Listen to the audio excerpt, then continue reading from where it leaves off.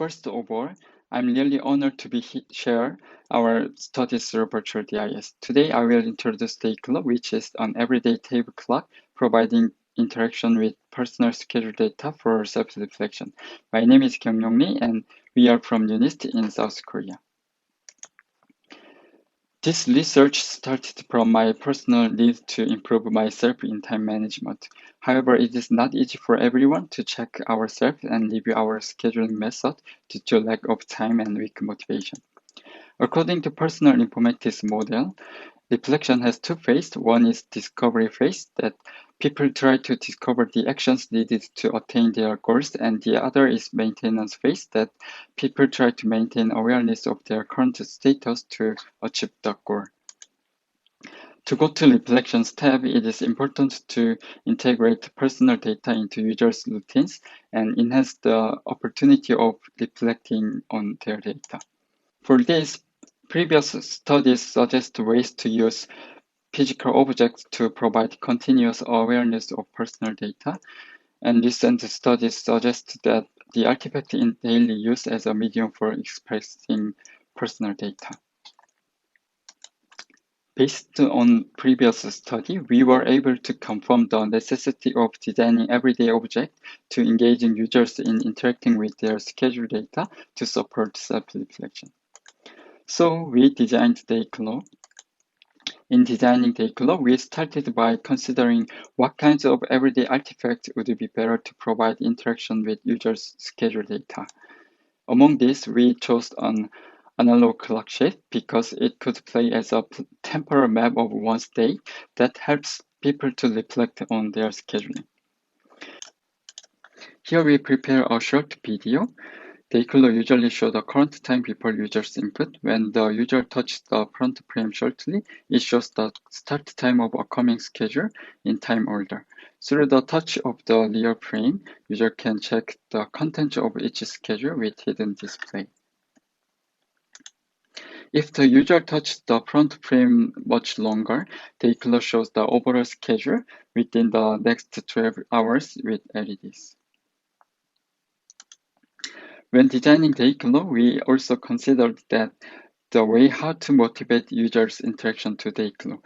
Therefore, we maintained the role of normal clock to show current time that could naturally connect users' act of checking time to checking their schedules.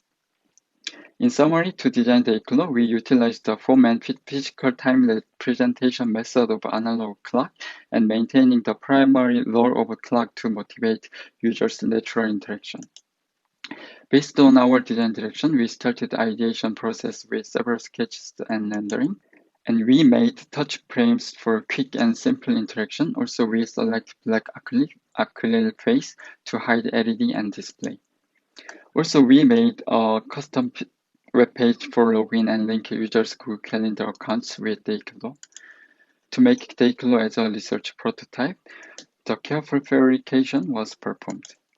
We conducted an in-field user study to look deeply into how DayClo affects the overall interaction with the user's schedule data in their working place. The study was conducted for 1 month. We carefully chose 8 young adults. Our criteria for selecting this participant was that people who have been using Google Calendar or have used Google Calendar to make sure that no participants had problem using Google Calendar. At the first day of experiment, we installed DayClo and gave a tutorial. The interviews were conducted in every week.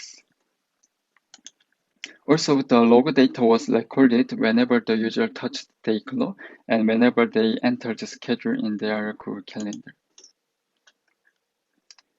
Based on the collected data, they were analyzed through the affinity diagram. Through the several iterative grouping, main 3 topics were finally classified.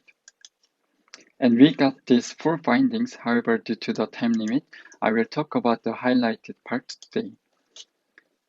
First of all, based on quick and simple touch interaction of DayClo, 7 participants agreed that they casually touched DayClo during their occasional break when they difficult to concentrate on their work or after leaving or returning their seat.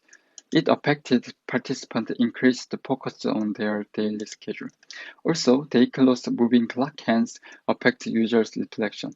More specifically, when the moving distance is short, it affects users' immediate reflection to carry out the plan, as P5 states. According to time remaining described by moving clock hands, he decided whether to keep doing his current work or preparing the next thing. When the clock ends rotating for a long time or being static, it means next schedule is far ahead, no schedule. Participants motivated to fill the empty time. And as a P1 stated, it leads participants to check their previous scheduling patterns and take time to think for oneself to fill the empty time carefully. And then they try the new plans that's not yet scheduled before. More specifically, P7 filled her empty time with the plan reading book, and she felt excited because she realized that not only her research experiment is important, but also reading was crucial to achieve her implicit goal, balancing work and life. After that moment, she added eating lunch on her schedule. Also, P5, who only planned for his startup work, he started to fill the empty time with the schedule in order to play multiple social roles. This can be seen that DayClo supported participants' discovery phase of the reflection to figure out specific plans that would have helped them to achieve their goal. As time goes by, participants felt comfortable and less pressure when they checked their listed schedules. Based on that, participants used DayClo as a self-tracking tool to improve their schedule management. In case of P2, she tracked herself with assigned a red color for her important schedule. When she saw the red color on DayClo, she felt relieved because it reminds her that she was doing well. Later, she expressed her positive feeling toward DayClo by replaying it as a kind way. Through this, we confirmed that DayClo supported participant maintenance phase of reflection by softening the alertness of planned schedule. However, we also confirmed that some participants complained about DayClo's touch interaction. They said the interaction was too passive, so they even forgot to touch DayClo. From that, we learned some unobtrusive triggers are needed to foster users' spontaneous interaction. Through DayClo, we explored how the everyday table clock supported user reflection on their scheduling practice. I will quickly discuss the research and design consideration for delivering personal data in the form of everyday objects to support one's reflection. There is a growing body of studies that have attempted to design interactive artifacts by applying form of everyday analog things to represent user data.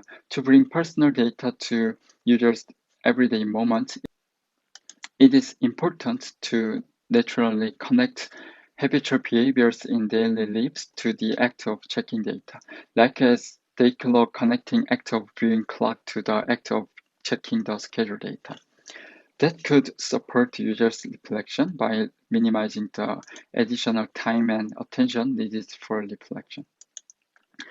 When designing personal informatics system, it is crucial to motivate users to engage with their data in reflection. However, when there is prolonged absence of users' input, the system helps users by giving forced alarm, but we need to consider that it could be annoying users.